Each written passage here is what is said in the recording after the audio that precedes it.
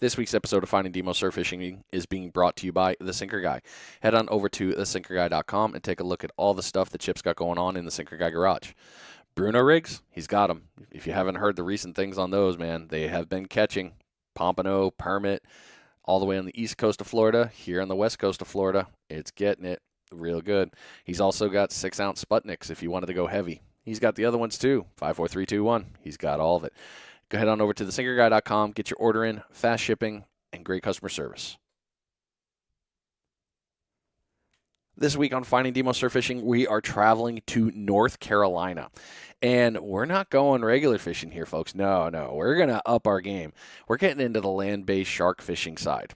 Now, I mentioned it before when I interviewed with Dylan and his team. I still don't know a ton about land-based shark fishing, but I will open with this. Land-based shark fishing, they're not out there to kill a bunch of sharks and bring them into the shore and all these horror stories that you hear about. Now, these guys are doing a lot of different things that is not only great for the angler, but also great for our science in those pieces. So before you freak out about shark fishing, take a listen to this episode, because I have a feeling you're going to have a little different thought on that. So this week, we're talking with Hillbillies Guide Service. You can also find them on all social medias as Hillbillies Fishing Crew, and also, now coming out, are Hillbillies Leaders. Lots of good stuff. We're going to be talking with Blake and Rob. So you're listening to Finding Demo Surf Fishing. Here we go.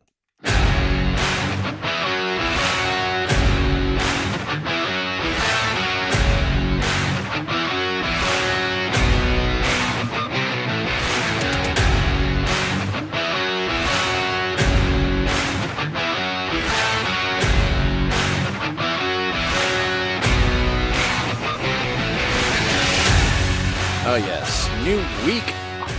All sorts of new fun stuff going on. Man, new episode for your ears. And it's going to be packed with good knowledge, because this is one I've been really excited about.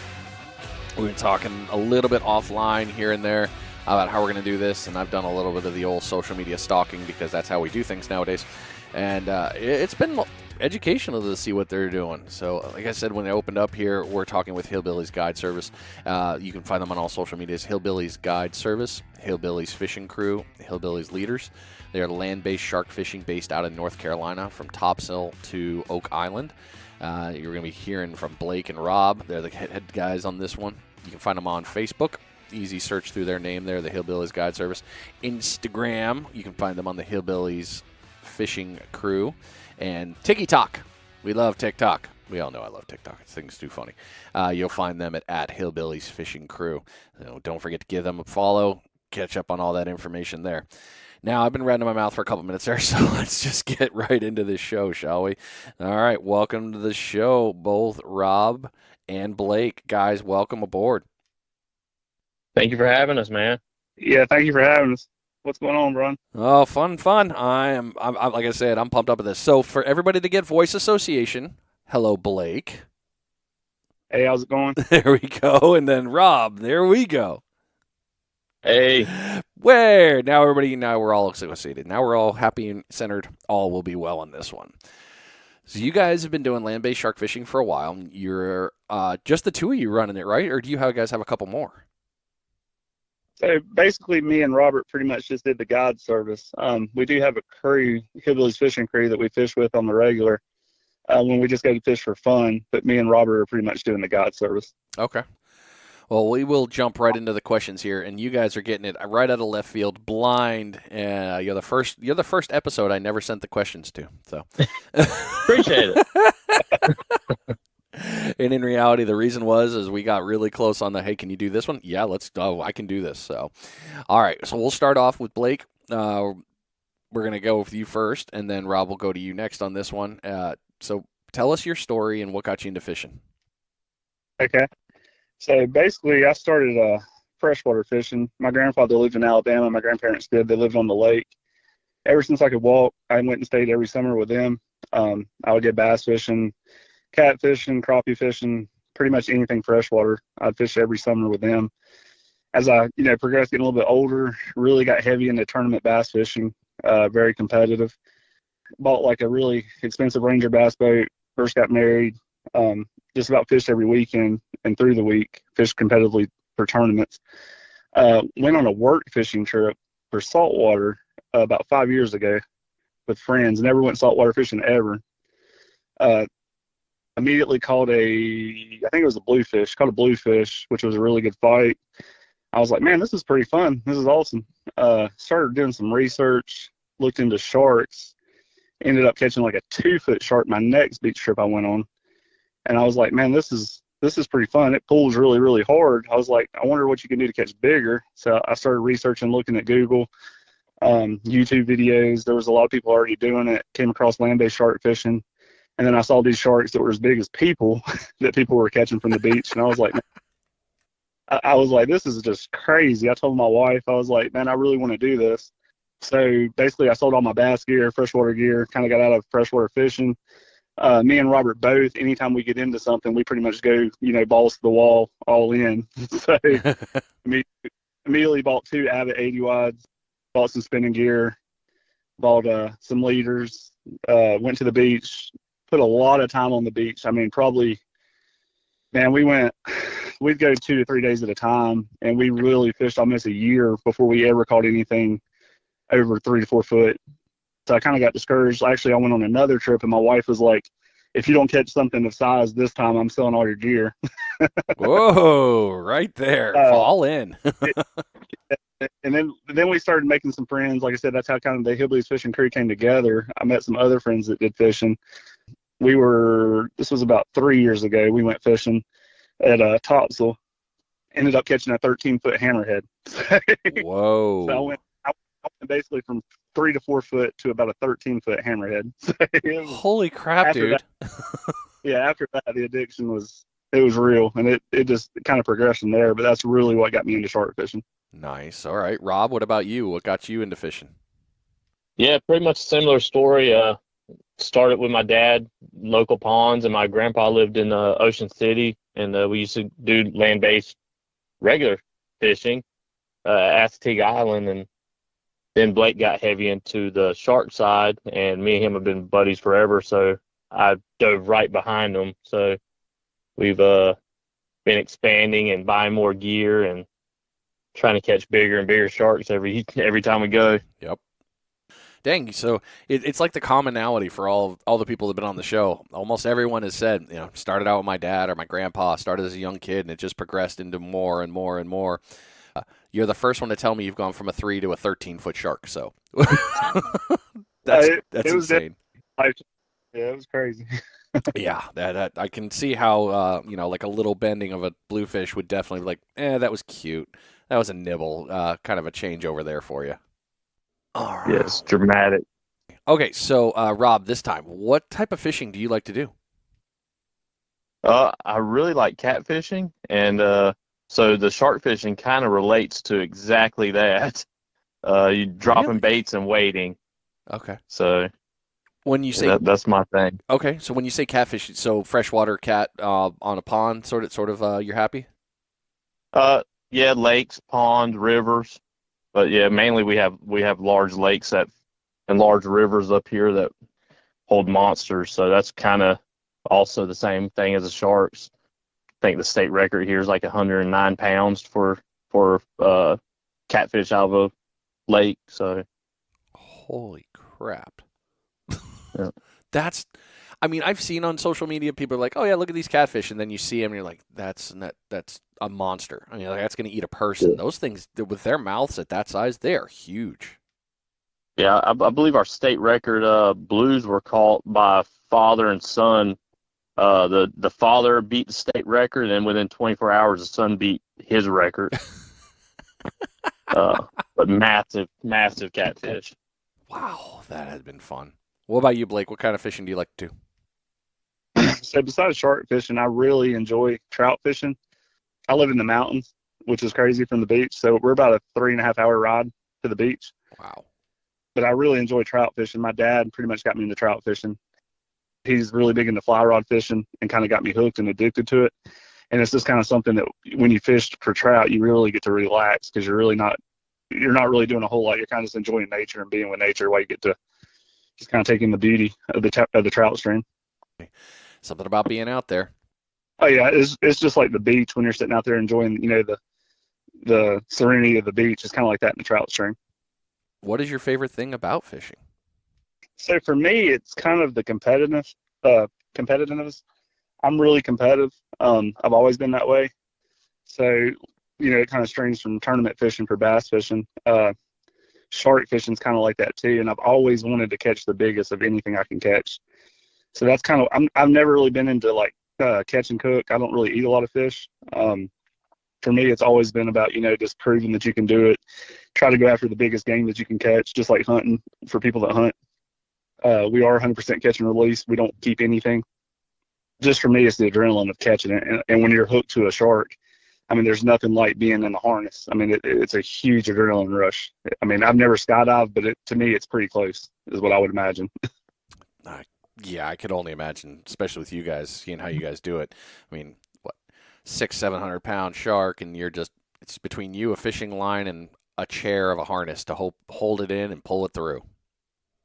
Yeah, it's that. And then also, the camaraderie, like when you're fishing with your crew, you get a bunch of friends together, you're hanging out on the beach, spending 1 to 2 days on the beach together. We cook, we bring out a Blackstone, we cook while we're there, drink a few beers. Like Robert said, it's basically catfishing in the ocean. It's pretty much what you're doing. There's nothing like it, honestly, in fishing. You guys are the first ones to ever tell me the idea of comparing that to catfishing. It's funny because you said it, and I was like, huh, I can actually associate with that. But it's really cool that you said that. It makes a lot of sense to me. Yeah, it's pretty much like bank catfishing. Yeah, besides the kayaking part and the dropping of the baits, but it's pretty much you dropping baits, sitting, waiting, enjoying your time till something gets on. Well, what about you, Rob? What's your favorite thing about fishing? The actual animals, really, man. The sharks are amazing. I'm a huge animal guy. I pretty much have a zoo. So seeing something that no one else sees is like the greatest thing ever. No one's really seen a 13-foot hammerhead, touching it, going out to your chest, releasing it. It's pretty amazing. I know this will be further on. I'll ask it, but is there anything better when you guys hook into a shark and you get it up close? And I know you're following all the regs, and we mentioned all that one earlier in our offline conversation. But getting right next to that pure muscle fish, getting the hook off and then getting it back, grab your picture real quick, getting it out. Is there anything better than that accomplishment right there when you guys are doing that? Not much. It's addicting. Just being able to feel the strength of those animals, and like you said, we normally end up going chest deep back to release them, to make sure they're swimming off good, getting past sandbars with them, make sure they're healthy, getting them back out. It's just an adrenaline rush, something no one else gets to experience. I always, as a sideline guy, because I've never done land-based shark fishing, I've only watched it, but just seeing it as a bystander, if you will, they are beautiful creatures. I mean, granted, yeah. I won't go in the water that much because I know, they're there, and I know they won't eat me because I'm not really on their menu thing.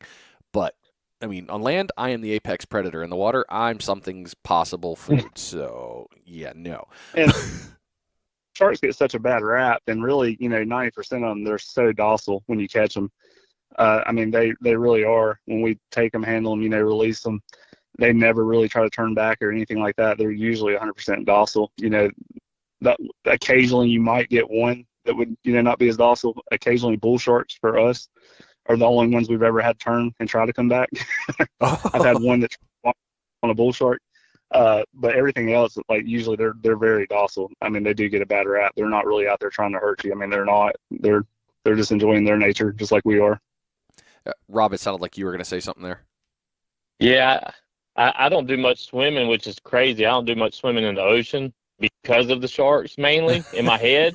But what's really crazy is I go chest deep to hop into a kayak and get thrown out of it 200 yards out, and it doesn't bother me to go catch one. Right. And then get in the water with it to walk it out. So, and 200 yards. It's like, this is my safe. 200 yards out, you're safe. From the beach to 200, yeah. Nothing's going to touch you there. Yeah. Doesn't make much sense. I mean, in reality, it's what it is. it's all in our heads. I mean, Yeah. how many times have I seen drone footage and there's, hell, I mean, I think we've had bull sharks real close to shore that, they're coming in a couple 100 yards to get their food because the fish are running on the bars. You'll never know. You just don't see them, but they're there. Yeah. So Always. they have zero. You could be kicking and splashing. They may come up and be like, oh no, no, I don't want that. Gross. It's just the perfect storm in our heads to be like, there's something out there that's going to eat me, and they want nothing to do with us. Yeah. Oh yeah. I was telling Rob this week earlier we were talking. I was like, man, I'm actually more scared of stingrays than I am sharks. Yeah, they're indiscriminate assholes. They will hit you. All right. So They Rob, got my boy Steve. yep. Yeah. But don't hurt the friggin' stingrays, listeners. Don't just, barb them and throw them back out. I mean, just because they got Steve, they don't. It wasn't that one didn't get Steve, but I don't know. I always feel like I need to say that. I've seen several times in groups people talking about that. And they're like, "Oh, I took the barb off." I'm like, "Why? It wasn't going to hurt you. It had nothing to do with you." Yeah. But I am a bit of a softie when it comes to fish. I'll admit it. I'm a little bit like that. I'm not sad. Rob, let's move to you here on this next one. What is a bucket list fish for you to catch? I'd like to catch a mako. That is my thing. Yeah. I really want a mako. Yeah. And of course, I think everybody's bucket list would be a white, but a mako is more reasonable. I definitely want to get on it. It's a close second. I get it. Okay, you guys get makos up there, right? Yep. Well, I've only heard of one great white getting landed from shore, and that was here. And everyone was utterly shocked that a white came this close to shore and they were able to land it. There's a kid here that's landed too. Really? Yeah, on the OBX area of Hatteras and stuff. Okay. Well, a white is hard to land. I mean, I'll ask because I don't have the answer. I don't know. Are whites more of an aggressive predator? Like they want to go after their food? They're not really going after the bottom sitting bait, or are they still kind of scavenger too?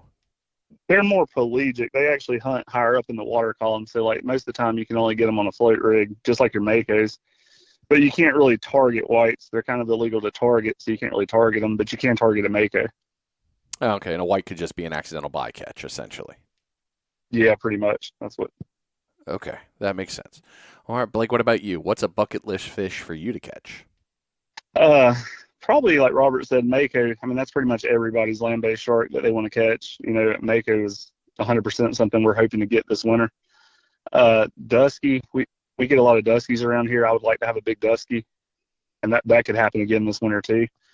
For me, I would probably go with a mako also. That's probably the bucket list, top of the bucket. Okay. Yeah. So now this year you both got to catch it so you can slap the hands and say, all right, we caught it. So, all right, got it. That's right. Staying with you, Blake, where would be a dream place for you to go fish? 100% if I could go anywhere, it'd be Australia. Just because of the tigers they get. They get some massive tigers, and it's so pretty over there. And it just would be a dream to go land-based shark fish Australia. Nice. Well, if you ever want to, I finally found a company over there, but they're on the east coast of Australia. I don't know what the shark fishing's like there, but they catch some monster tigers. That Sharky Shippo guy that fishes all the time over there, I think he's caught numerous 13 pluses for tigers over there, land-based. I've heard that name. I don't know why, but I've heard that name before. Is he a YouTuber? He is. He's a YouTuber. Okay. He is. That explains why I've probably seen his stuff. Okay. Rob, what about you? Where's the dream place to go fish? Yeah, I was going to give a basic answer, but Blake one-upped me there with Australia. I was going to say something like Texas, thinking that was exotic, but I think I got to change it to like Africa now or something. Get off like the southern African coast and land something huge. Now you guys have two to go for. All right, so Australia and South Africa. Yeah. Fine. We'll do. Jeez, guys. Yeah, I was thinking the whole world meant like United States, not the whole world. Well, now you just have to do both. You have to go to Texas and then have to go to South Africa. Right. I'll put the Amazon in there too for peacock bass and pariva. Oh man, an Amazon peacock bass. Come on, that's like Oh, that's super bucket list right there, isn't it? Yeah, I would love to go down there and land an arowana. That would be insane. Like Oh Wow. a yeah. 6 foot arowana, yeah. Oh gosh, you guys start talking about that stuff, and I was gonna say go fish Australia when I was talking with them. He was talking about going up north. He's like, yeah, you got to kind of be careful. The fishing's great, but there's crocodiles, and you don't really want to just put Yeah, a kayak in the water and just go for it. So, then he started talking about all the fish that they catch up there, and I was like, well, that sounds really fun. I want to go up yeah. there. No, never mind. We're not going to do that. Good stuff. I was gonna say another thing that would be really cool that we've talked about doing also is a sturgeon trip. We've been wanting to catch sturgeon. That's something that probably down the road we're gonna do. Oh, that'd be fun. Where are you guys thinking? In here or where are you headed? Uh, I don't really know yet. I haven't researched it a whole lot. I know there's a bunch of different places that offer it, but I definitely know, coming up sometime we're gonna look at it. I know Spokane, Washington has some that way. I know, Sure, the Great Lakes have them. yeah. I'd imagine.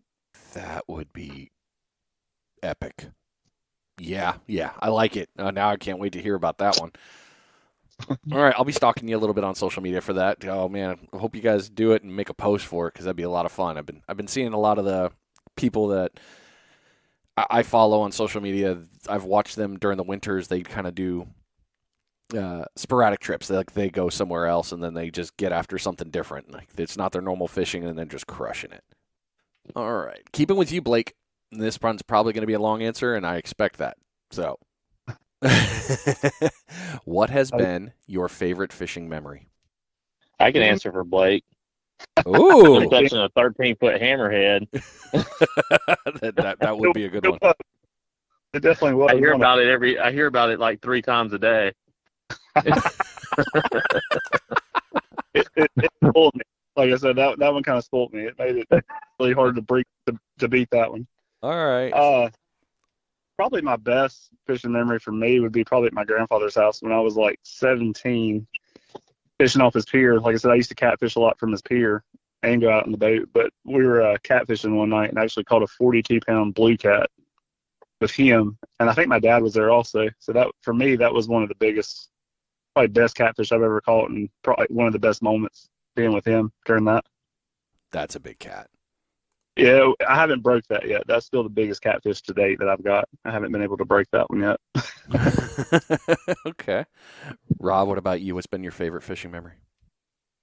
Assateague Island with my grandpa and my dad.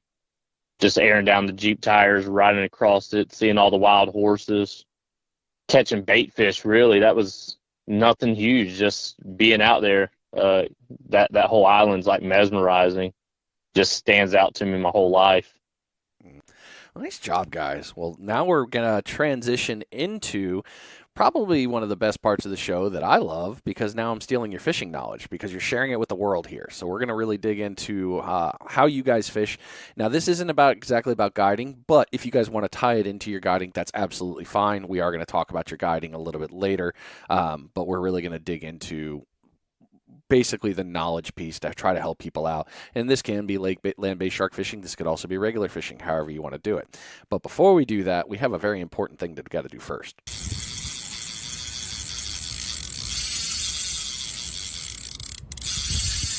It is your first bait check of the episode. This bait check has been brought to you by Ninja Tackle. Head on over to ninjatackleva.com and take a look at all the stuff that he has available. You want to get your hands on a Ninja Dagger? He's got them. All the sizes up from 7-footers up to 12-footers. Great rods. I have several. I love each and every one of them. What about if you want to throw some lures? He's got ES lures in there. Real quick, good shiny, good paint jobs on there. You can order them from there. What about some extra rigs? Yep, he's got you covered. Maybe about firearms. Maybe you need a new optic. What do you know? You got Ninja Tactical. They got you all covered there on any kind of other optics and firearm accessories that you might need. So head on over to ninjatackleva.com and get your order set up for success. All right, so like I started saying here, now we're going to dig in. So Blake, if you want to handle this one or however you guys want to do it, how do you plan your fishing trips? So I know a lot of guys, they plan by the weather, they plan by tides. We don't really get to choose when we get to fish because, like I said, we do have a little bit of drive to the beach, so we have to fish whenever we can. And typically, usually when we get to fish, it's usually like probably the worst weather condition you could possibly ask for. But we do look at usually like high tide, low tide, what we're going to be at, what time. As far as the wind, I don't really go by the wind a whole lot unless it's just unfishable. That's the only time we really pay attention to the wind for us if we can't get the kayak out, which is very rarely. Robert typically kayaks just about 90% of the time. Unless he just is too tired or he makes me kayak, I will, but it's not my favorite, but I'll do it if I have to. But Robert is definitely the strongest kayak person we have. But the moon phase don't really bother us either that much when we shark fish. Typically for us, it's usually just the tide. We have noticed like our most successful time is usually at low tide. That's usually when we catch the most fish. Wow, really? It's usually it's taking your bait, the scent is taking it out to the ocean versus bringing it in. So we have found out that really helps low tide. That makes a lot of sense. So you're kind of dropping it on what are you guys thinking, like maybe the bottom half of the outgoing, or are you kind of pushing heavy onto the outgoing side from there? Yeah, we're usually getting set up and dropping usually right in the middle. So Okay. By the time when we fight, usually we're like 3 hours in typically.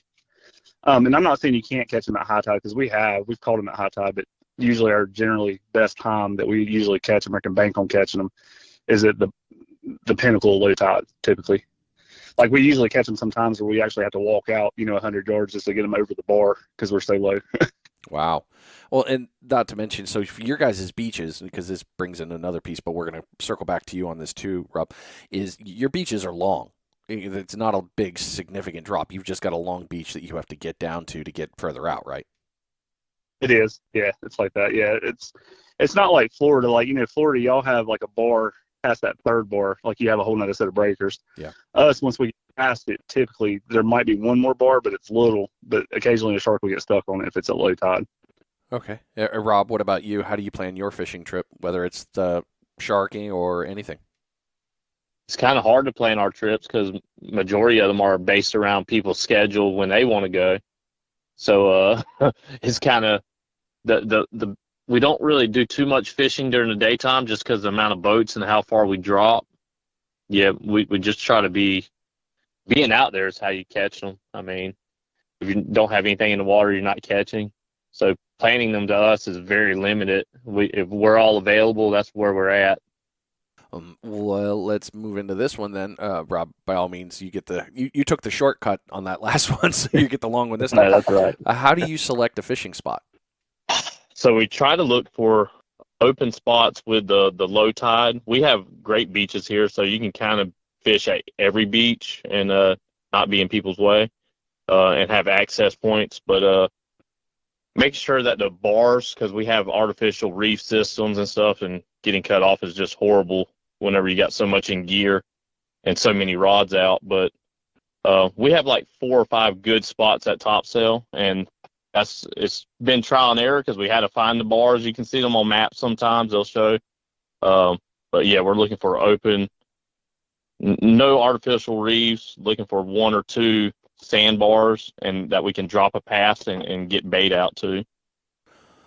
All right, now I'm understanding a little bit on that one. That because you want that piece there. Okay, Blake, what about you? Yeah, so basically the same thing. We usually we'll look at a Google satellite occasionally or maps or whatever. We look for sharp breaks. If we can find any of those sharper breaks, like if it drops from 20 to 30 or 10 to 20, any of those sharp breaks that we can find and be on either side of the break. That's kind of how we look at. And a lot of time is trial and error. But now we put the time in. We have like 5 or 6 spots, like Robert said, that we know the depth that we need to drop or what's going to get hit during different seasons. As far as like we don't really drop during the day hardly ever because, like he said, boats, and just because out of respect for people on the beach, we don't daytime fish a lot. Because for my family too, I mean, I wouldn't want to drop right beside them. So we usually wait till right at sunset before we ever drop baits. But it was a lot of time just being on the beach, trial and error, putting the time in, learning different spots at work and produce, and kind of like learning that you really have to just look for those really sharp breaks, kind of. Okay. So now that you guys have selected a spot, how do you set up your gear when you get there? Yeah, so we normally have 1 canopy, couple coolers, the grill, because we're fat. No, fat is we're hungry. We're not. We have tough beaches to get to access to, just as far as like getting gear to it. all our accesses are kind of stairs and long walks. So kayak, getting it to the beach, getting all the poles set up, baiting, and then usually around dark we're dropping. So it's kind of time consuming, a couple hours really to set up the amount of gear we have, and then about the same taking it down. Okay. Well, let's talk about the rod setup then. How many rods do you guys normally run? We had 7, mainly we have 7 Avid 80s right now, and we have a mixture of Barrett and Steadfast rods. Those seem to be the best, most notable rods for shark fishing. So, Okay. Blake, anything to add? No, just like Robert was saying, yeah, we usually generally fish, especially on a guide trip. We have 7 Avid 80 wide set up. We run 200-pound reaction tackle, hollow core on them, then the 200-pound mono. Like I said, we make our own leaders, so we pretty much use our leaders on every rig that we put out there. We've tried a bunch of different rigs, and there's a bunch of good ones out there, but we've really found that the one we got out now is pretty much our bread and butter. It pretty much works just about on anything. Okay, let's talk about your rigs. Can you describe them for us? Yeah, so we run pretty much they're 40-foot of 800-pound mono to 1,000-pound swivels, and then I run 900-pound cable, which is about a 6-foot section of it. And then we do a 20-aught or 24-aught catch-all tackle hook. And then we also put either a glow rattle on it or just a regular rattle. Kind of just depends what we're wanting to try that day. Oh, so you put that down toward off the leader. What is it just kind of a little sight and sound indicator to kind of get some attention? So, yeah, it does kind of in the waves, like while it's down there. We kind of think it entices them a little bit. We have noticed that, fishing the rattle, no rattle, the rattle does bring more bites, especially tigers. We've noticed on tigers that it really has helped out a lot of that. Like the last 2 months, we've caught, I think, 5 tigers, 4 of them over 10 foot in the last 2 months. Wow. So they've really helped out on that side. You're the first people I've ever heard of using something like that on the end, because normally, I've always seen the line and then the hook and all the leader in between, but I'd never seen a contraption at the end. Yeah, like I said, it really we've noticed that it really helps out. Like I said, we tried a bunch of different leaders out there, and there's a bunch of knowledgeable people and make really good leaders. And we've caught big sharks on other people's leaders. We have, like I said, that hammerhead came on somebody else's leader. It wasn't one of ours, and it held it. It did really good. It's just you learn, just like any surf fishing. I'm sure you've learned when you tie your rigs too. You can always make things better in your mind when you try it. Yeah, variety is the spice, man. One is great, but having numerous is glorious to be able to get out there and catch after the fish.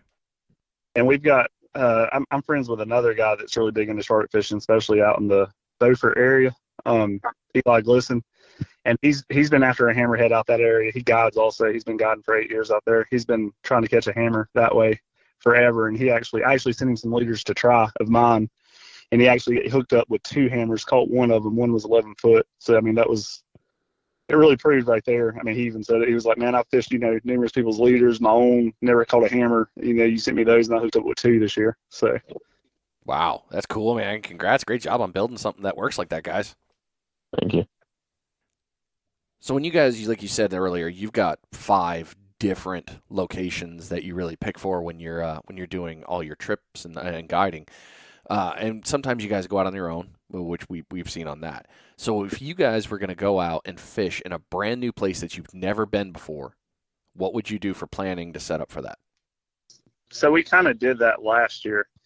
We actually made a trip, the Hillbillies Fishing Crew, all of us in our crew. We went to the Panhandle, never fished it before. We took 2 enclosed trailers, and we went to, I think it's Opal Beach out that way. Ah, you're in my backyard. Yeah, I love Opal. Yep. But yeah, we went to Opal, and we stayed a week fishing out that way. And it was new to us. Like, we had never done it. It was in the winter. It was a winter trip. And we're already talking about doing a winter trip this year, too, to Florida. I don't know if we're going to go back to Opal or if we're going to go to a different place. But we did a lot of research. We talked to a few people, talked to different things, looked at different weather patterns, looked at what people was catching. And actually, the week before we got there is the same week they caught that Mako and Great White. Oh, no kidding. Yeah. Now, what killed us was when we got there, they literally had the coldest cold front Florida has had. they said, in numerous years when we got there. So for that whole week, I mean, it was freezing. What was the temp, Rob? It was like... That was in the 20s, if I remember correctly. Yeah, it was definitely in the 20s, and the wind did not help. So it felt like it was in the negatives. Oh, my gosh. You guys were here for that. I mean, I remember that week because I was like, this ain't Florida. What the hell is this? That's what I was saying the whole time. Yeah, that's what everybody was saying. They were like, oh, don't let this discourage you. This is not like what it usually is here. And the beach was beautiful. I mean, it was really pretty, beautiful, clear water. But we did prepare for it. That cold front really messed us up. We ended up catching, I think, eight sandbars, one tiger, a bull. So I mean, we did good, but it really affected the fishing. It was definitely different in preparing for it. But we usually try to research spots. We try to get with local guides and talk to them occasionally if they'll talk to us. We look at bait selection, what's doing good that time. That time frame, which, that's when also everybody at Navarre Pier was catching blackfins. I know you remember that when the blackfins were actually running. We don't talk about that. But yes. Yeah. Dude, the controversy that came from that coming out, oh my gosh. I have not heard that many threats in a very small circle in a community in a long time. Well, I actually stocked up on blackfin heads for that trip, so we had them to drop. We did really good, but we didn't catch what we were really wanting to catch. We were hoping for a mako. We were hoping for a dusky. We didn't get those big bites that we were looking for. We did catch a bunch of sandbars and we caught a tiger, but we just didn't ever get really the big fish that we were wanting on that trip. But I really think the cold front is what got us. Okay, so you did some planning there. Rob, any different response? Yeah, and that was pretty much it. It was just almost unbearable to be down.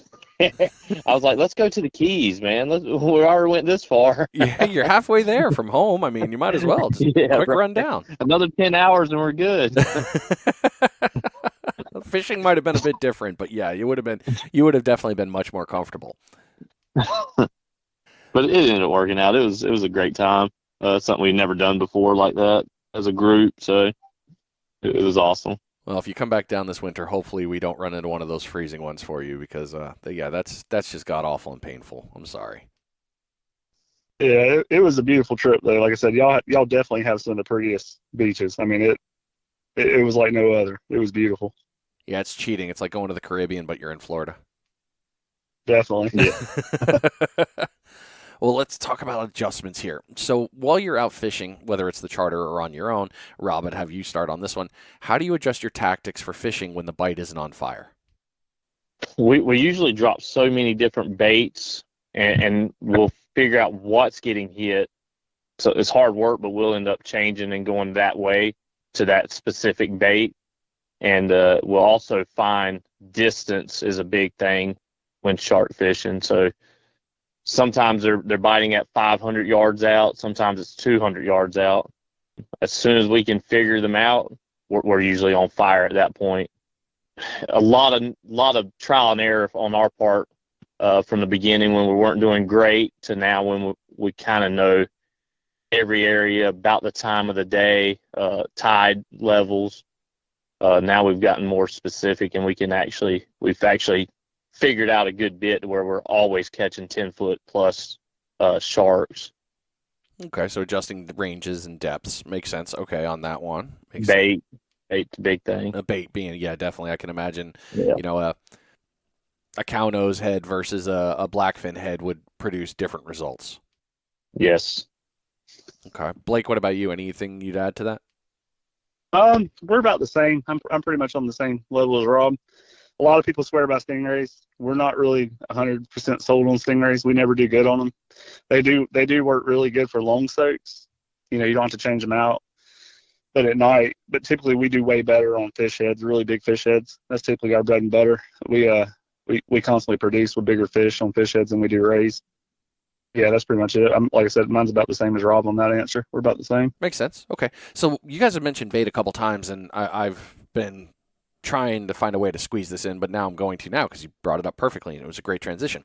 So you're talking about different heads. So when it comes to using bait as fish heads, what is about the approximate soak time you'd say, and what are your favorite kinds of baits to use? Typically, like I said, we'll use bonitas occasionally. The only problem with bonitas is like they usually get hit really fast, but they don't last long soaking. You only get about an hour to an hour and a half usually before crabs or something pick them. But they do produce.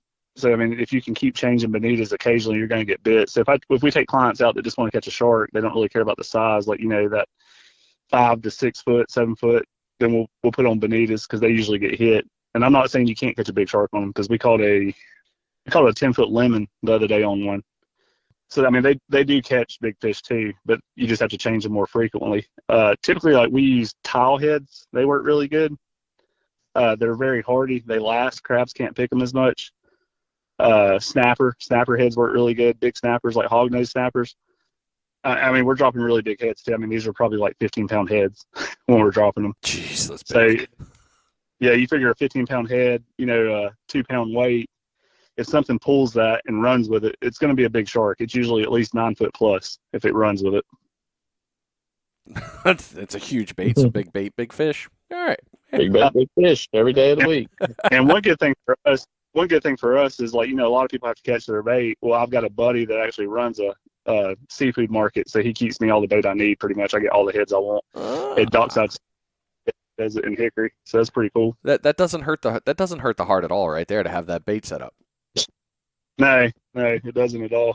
It helps because that used to be. I mean, that's 90% of shark fishing is worrying about bait, what you can get, where you can get it, and we occasionally catch our own too, and we have to get stuff. But usually he helps me out a lot on stuff I need, so that's a huge asset having him. With 2-pound weight, I mean, of fish, you got me thinking here because my brain always goes back to how you're anchoring it. What kind of weights are you guys using to anchor your bait out there? We use spider weights, usually from Adam Strukel. He seems to make the best spider weights out. And those are pretty heavy, aren't they? I mean, I remember. Gosh, I wish I really could remember it. I've never heard his name before. Sputnik, if you will, or a claw arm or something like that, right? Yeah, it's basically like a big grappling hook almost. Is kind of like what it is. It looks like a torpedo with spider legs that come out and you bend them. Like I said, like Robert said, Adam Strukel, he does, I think it's Apex onshore fishing tackle. We've tried numerous weights, but his weights are the best. I mean, they hold, like we know when we put a bait out, it's a 2-pound weight. That bait's not going to move. I don't even care if there's no current. We still use the 32 ounce. That's what we use 99% of the time when we drop baits because we know if we kayak it out, it's not going to move. That 2 pound's going to hold pretty much everything you've thrown out. Yeah, you just don't want to kayak out and then have your bait wash back to the shore because it's so hard to do and it takes so long to do, time consuming. So, yeah, we usually just make sure that, what we put out stays. We don't want it washing back into the shore. Yeah, I mean, Rob probably doesn't want to be kayaking out every 5 minutes. Yeah, that's pretty stressful. So, Rob, let's talk about the kayak for a quick second here because it runs in conjunction and you're the kayak guy. What are you using and about how far out do you what's about the max you like to go? Blake likes to get a couple drops at like 800 yards because he likes to see me paddle that far. And that's friendship right there. But deep in my heart, I feel like 300 to 500 yards is like where we catch majority of our sharks. And they're still good size, so I love it though. It's like the first time I went out there, it was just like an adrenaline rush, and it's pretty awesome. I don't know how to explain it to a normal person. Can't imagine explaining it because every time I've seen anyone kayak out, I'm like, please come back safely. You guys are so far out there. There's been some sketchy times when weather's just not cooperating and the waves are just massive. It's not often, but yeah, you sometimes you don't want to go out there. You fear it, and you just got to do it. So yeah, he almost did die one time in a storm when we were out kayaking. He got hit by. Doesn't sound like I want to hear that. I want to hear this, but I don't at the same time now. It's kind of like that. This is a scary situation. Yeah, it really didn't seem like it was that bad. The waves were rough, but we'd been through it before, and just what it was the waves were just further offshore. I guess from hitting another bar at that time. They had just done some reconstruction to the beach. So it was kind of a new area for us, even though it was the same area. but they had dredged the beach to fix the beach line, and just waves were just further out for some reason, and got hit with like a 8, maybe 9 foot wave, and it just completely tipped the kayak straight back. And having 2 baits on there, 2 hooks, 2 weights, it was so strong it broke the kayak leash, so the kayak just left me, and I'm swimming as hard as I can to get back to the kayak to flip it over and get back in it, and I felt like I was pedaling like my life away, and they were like, "Yeah, you weren't moving. You just got lucky the kayak came back to you." Oh no, I was that's like, "Holy terrifying. crap!" I was like, "Man, I thought I was treading water good," and they're like, "No, you weren't moving. You were just sitting there." I guess I may have been in like a riptide or something, and then the kayak just happened to come right back to me. So a little nerve wracking, but I think I held off kayaking for a little bit that day. Yeah, I mean, that's fair. Oh my gosh, dude. Yeah, a little fishing angel on your shoulder never hurts to be like, hey, don't worry, I'll save you. Yeah, Yeah. for sure. It was there that day. Yeah. Yeah, you burned up some luck, man. I'm glad you're still here to have this conversation with us. That sounds terrifying. Yeah, it was. Yeah. Well, all right. Now we're going to move from into that. Now we're going to move into your business, into the guiding. So before we do that, this is the perfect opportunity, man. We're right on timelines here that are glorious today, I tell you.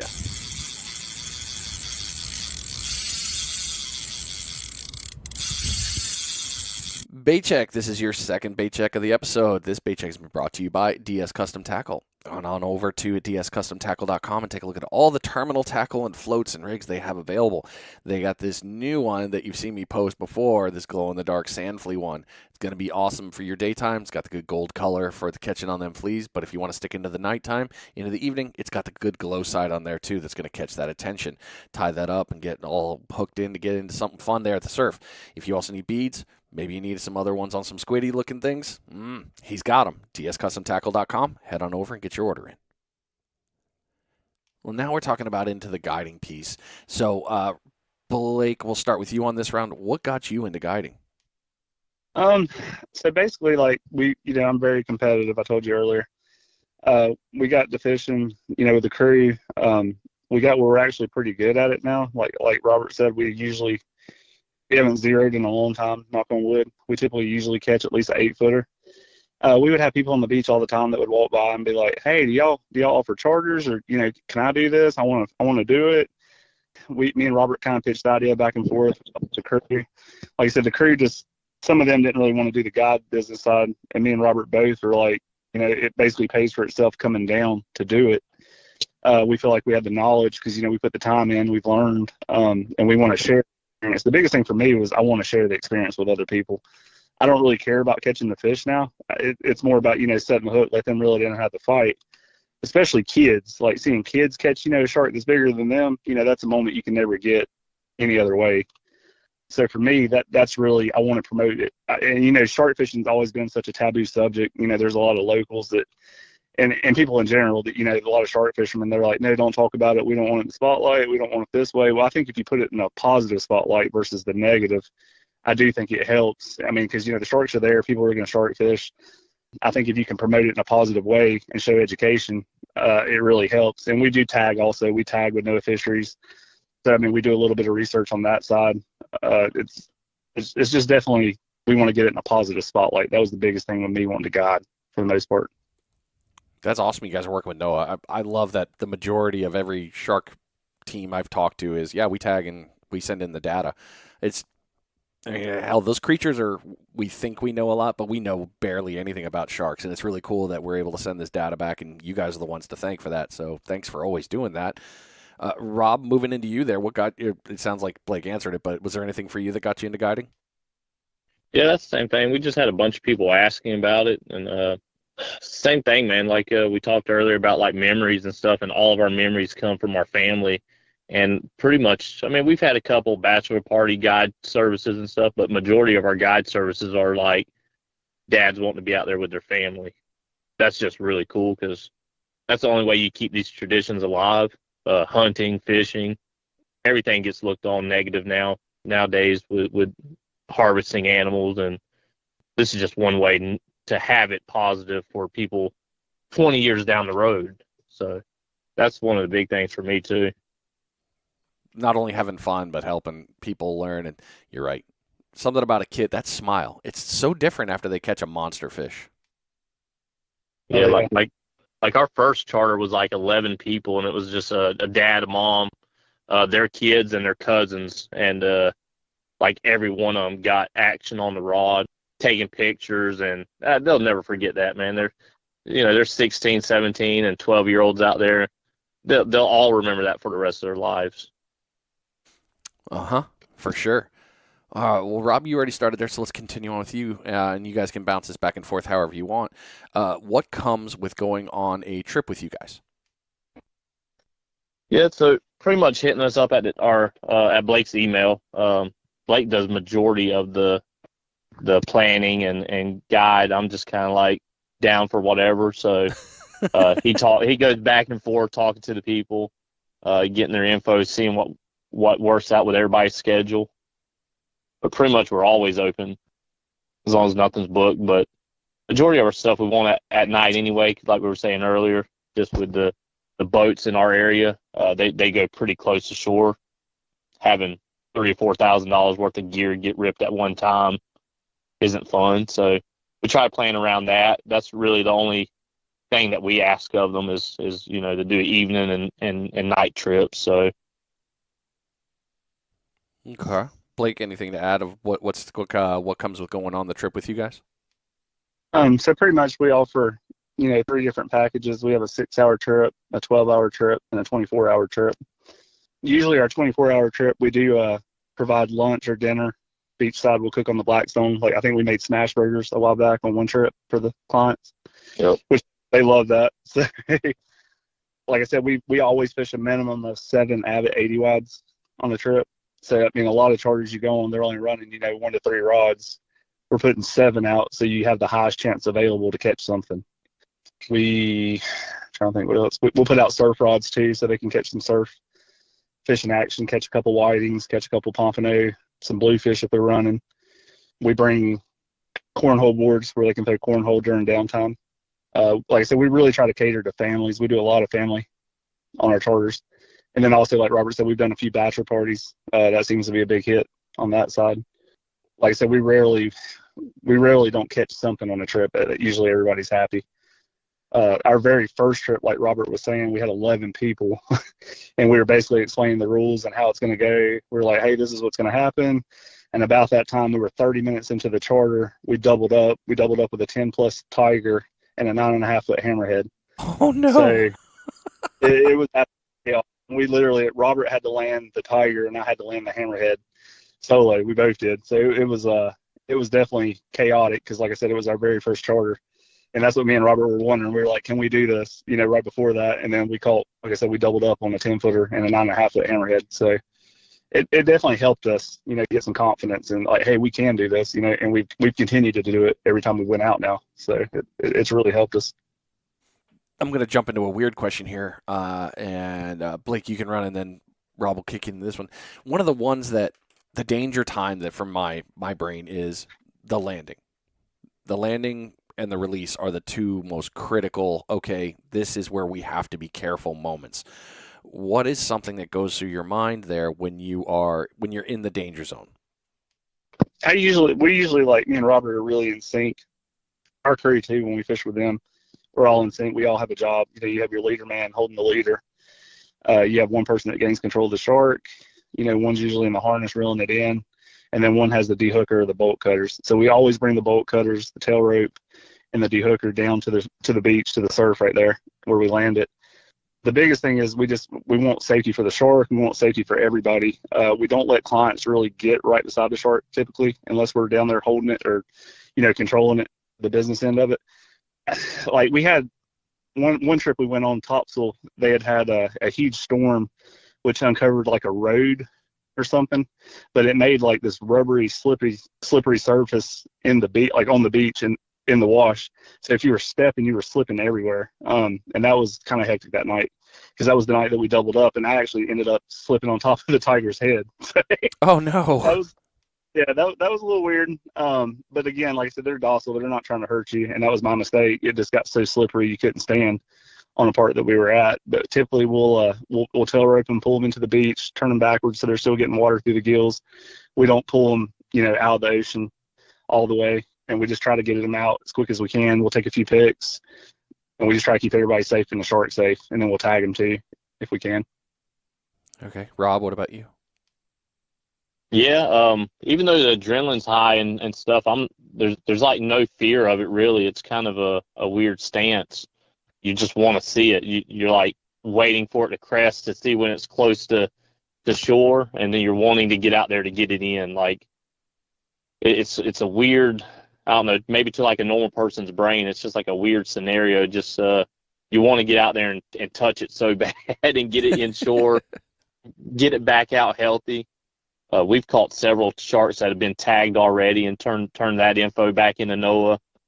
It's real cool because that means more than us have touched that shark, and the ones that hadn't been tagged, just like makes you wonder how many other people have touched that one when you don't know. Blake, kick it on to you then, over to Rob for this one. What is your favorite part about running a charter? Back to what we were talking about earlier is just really the family ones are the coolest ones because like they already have a really good bond, all the people who are out there, and then just to strengthen that and put them on big sharks is like I said, you're part of that memory of that family forever. We get people messages all the time that have been on our charters after months afterwards and just checking on us. You really just become part of them somehow with those experiences. So that's just really cool to me. I don't know about, I'm sure Blake's the same way, but that would be my answer to it. Mine's kind of like Robert said. For us, it's really the experience. Just letting family, it's kind of get involved. Like, me and Robert both. I don't even care about catching a shark now. It's really about setting a hook for them and watching them fight it. It's just really about the family experience, getting to see other kids do it and family members bond with their father, son, mother, daughter, anything like that they'll remember for the rest of their lives. Being able to be part of that and promote shark fishing in a positive way and get away from that negative stigma. And you guys definitely sound like you are promoting it in that way for sure. Just based on these conversations right here, I can tell you guys are really doing it really well. I was going to say, and there are several knowledgeable guides, in our area too that are really good. There's a lot of good shark fishermen in North Carolina that are very knowledgeable, and they've all been very helpful to us. We help them some, but they're a super good, shark fishing community in North Carolina. They're all pretty tight and close. That's good to have a network like that. I was actually I didn't know if I should ask that one, but I was wondering, how is the community of shark fishermen? Because it's not like you're, the only one. There are numerous there, but everybody's kind of close-knit, tight, and try to help each other, I'm guessing. Yeah, with the guides, that's how it is. It kind of seems like that. But, with every industry when you're doing this, you have people who aren't willing to share knowledge and stuff. But it seems like the guides are all in it for the same reason, to figure out how to catch sharks and how to have those experiences with other people. I have a feeling I know the answer to this, but I'm going to ask, how is running a charter different than your normal fishing day? For me, usually like running a charter, you're more stressed. When we're just having a normal fishing day, like with friends, the crew or whatever, we're out having fun. We're not really worried. Me and Robert both stressed. We were really stressing the last trip we took because we were running it till midnight and we didn't get a bite at midnight, but literally at 12:05, we hooked a 10-foot lemon. So we really stay stressed until we catch fish. And that, fishing for a lot of people is fun, which it is still fun, but it does put a lot more stress on you when you're doing it for money. Because, you can't guarantee fish for people, that, but you really want to provide and be able to make them happy at the end of the day and put a fish on for them. So that, to me, that's the difference. Like, it's more about just having fun, relaxing with your crew, your friends, drinking beer, chilling. You're not really trying to get as many baits out of that one time. Like, for me, it's just you stay stressed more on the charter side or the guide side. Yeah, same thing. We just like the whole time we're together looking at each other like, oh man, we got to put these people on big fish. Even a 5 or 6 footer, that's impressive to a normal person, but we like to go all out. So we're always like stressed out when it comes to the guide side. I don't like taking anybody's money and not producing the results that we show off and we tell people that we produce. So the whole time, me and Blake are always stressed out when it's a guide. When it's just fishing with the buddies, we want to catch big sharks, and it's cool, but there's more on the line. What have been some valuable lessons learned after starting and running your charter business? I think the biggest thing on my side was, the business side is like making sure it's an LLC, make sure you have insurance, make sure you get people to sign liability waivers. I don't think anybody will really, deliberately sue you, but we do know in today's world, anybody will sue you for anything. So that's our big thing. We make everybody sign a liability waiver before we hit the sand. We don't let them near the sharks, instructing everybody from the beginning. We are fishing. We can't promise you a shark, but we're going to do everything in our power to put you on one. But it's just like any hunt and guide trip. You can't 100% promise you're going to catch a shark. Just let them know that from the beginning. That's my biggest takeaway point, I think, starting the guide service. Yeah, that's a good one, Blake. You did really well on that question. I think Robert's would be to try to get them involved in kayaking. Yeah. Hey, you want to kayak? It's one out. Don't worry, you already signed the waiver. You're good. Yeah, I mess with them all the time about that. As soon as it's about the third trip out, I'm like, anybody want to jump in and tag off? And everybody's like, nah, we are not doing that. Well, it's all part of the experience, y'all. Yeah, that's why I said you can get the full experience, or you can sit there and watch. I mean, it's up to you. Now, we recently just got radios, two-way radios that we use for kayaking. Before, we didn't use that, so we just started using radios, and it's helped a lot. It does. It helps a good bit. Yeah, especially over yelling from the beach or doing hand signals to go right, left, or further. Yeah, the radios have been a lifesaver. Because sometimes you get out there and the tide's taking you a different way than what you're looking back at a long coast, so you feel like you're straight everywhere you go when you're looking back at it. But we can drop baits exactly where we're wanting to now, because they can see the breaks in the sandbars and the deep spots where I can't see while I'm out there. So that's been I think that's helped us out with our success rate tremendously. Blake, how do people book a trip or look you up to go on a charter? So pretty much we have the Hillbillies Guide Service page on Facebook. They can message me from there. They can do it on Instagram. That's typically the easiest way I get back to them. We do promote on different sites also on Facebook, like a lot of the fishing groups. Usually everybody there just pretty much contacts us on Hillbilly Guide Service page. They can either message or call or email. Either way, there's all three of them are on there. All right. And you guys, like you said, you're running from Topsail to Oak Island. Is that correct? We do Topsail, Oak Island, and occasionally we do Holden Beach. We don't do a whole lot of Holden, but we have. I think we got a trip scheduled there in the spring, actually coming up. Okay. Well, now we're coming up on the end, guys. You're almost free, and this is my favorite little piece of future knowledge. My favorite part of the show for future knowledge for people that are just starting out, getting into the game for fishing, and those that are definitely in your world for this, exploring land-based shark fishing. So we'll definitely jump into that right after we do the fun one here.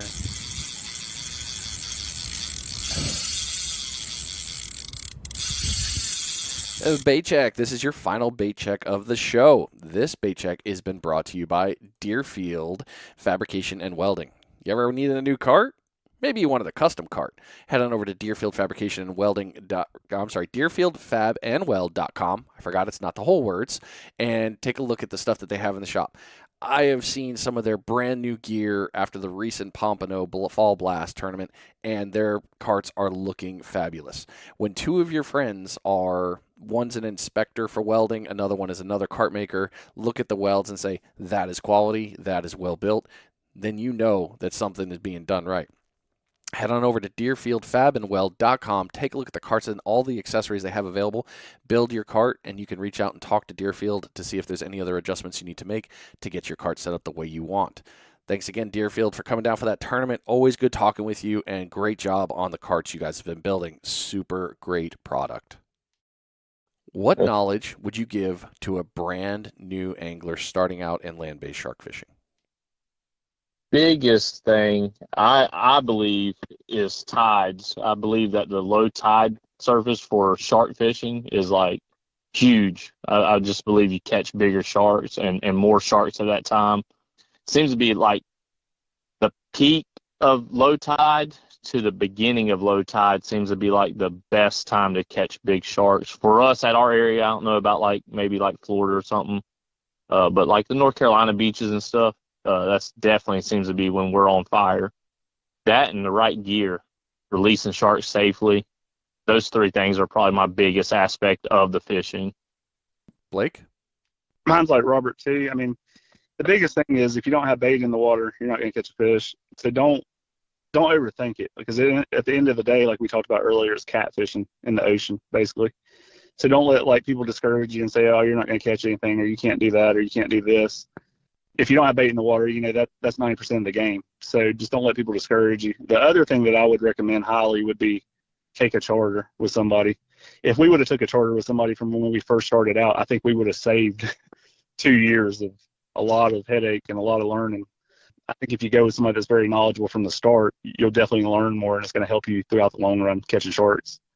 You get to avoid a lot of the unnecessary trips that you're going to zero hitting the beach. Yeah, learning from other people and their mistakes or quality or their product or how they do things, that makes a huge difference in time and aggravation. It does.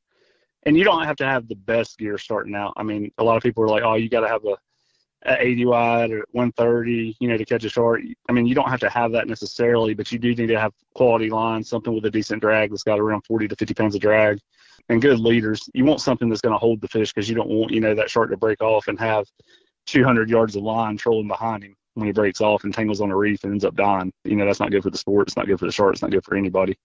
So you really do want to have, quality gear if you can, what your budget will allow for the size of the shark that you're targeting. But at the end of the day, like I said, being in the water is 90% of the game. I love that you threw in there the gear thing, because, you're not going to go out there with a 12-foot surf rod, hucking monster bait and think you're going to pull in a 12-foot tiger. I mean, no. You're not going out there. Don't try targeting monster species with gear that can't, because all you're going to do is, one, get spooled, and then you're going to eventually end up killing that fish. But also, one of the ones I was always told is, if you're hooked up on it, get it in and get it out as fast as possible. You do not want them gassed, because they won't make it. Definitely. And nowadays, too, I mean, one other thing I would say, too, is watch YouTube. There's so many knowledgeable people on YouTube that shark fish. I mean, there's a bunch that you can learn from. I mean, I learned a lot on YouTube. I watched a lot of videos. I mean, there's some good, bad, but there are some very knowledgeable people on YouTube or get involved, on the Facebook groups. Most of them are very helpful. Like Robert said, you get occasionally, some of the people that think they're all that and they don't want to answer questions, or they just think you're the dumbest person alive for asking anything. But there are some very knowledgeable people in the sport that are very happy to help. Good stuff. All right, Blake, second to last question, and then Rob will kick to you here. What do you recommend to someone coming to the areas that you normally fish that's never been there before before they even put their lines in the water? Honestly, man, I would walk the pier and talk to locals. That, to me, like, if you walk the piers and talk to locals about the area, that's usually a good spot, because a lot of the fishermen that fish there, majorly, they all fish the piers, or they're locals on the piers. And that they can kind of help you with the tides. If you just ask them, like, what's better, high tide, low tide, they might tell you a different area that's like deeper on the beach. Most people on the pier are usually very knowledgeable and willing to help. I would recommend everybody make sure they have their saltwater fishing license for the state and know the regulations.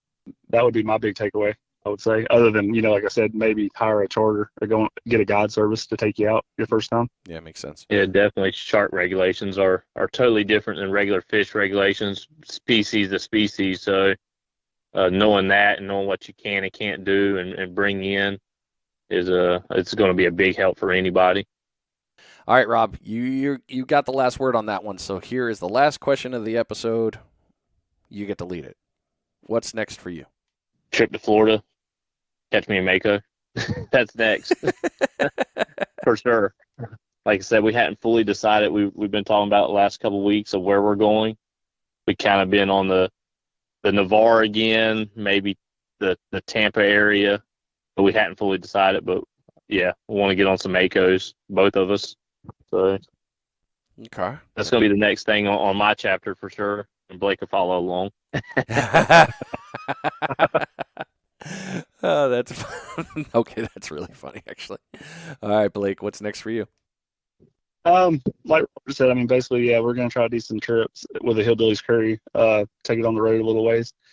Like I said, we want to do sturgeon. We want to do a Keys trip or somewhere in Florida again. Just catch species, different things.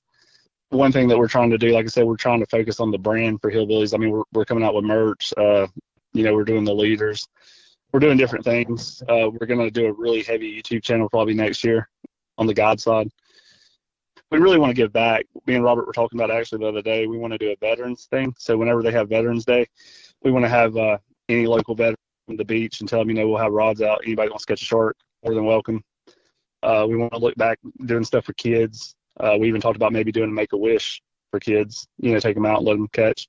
So there's a lot of things that we want to promote, the guide service and the spotlight, for positive for shark fishing. That's awesome, man. I look forward to seeing that, and you guys sound like the kind of guys that can do just about anything. So, seriously, great stuff on that, and thank you so much for even coming on here. I do have one last question, and by all means, here's a free moment here.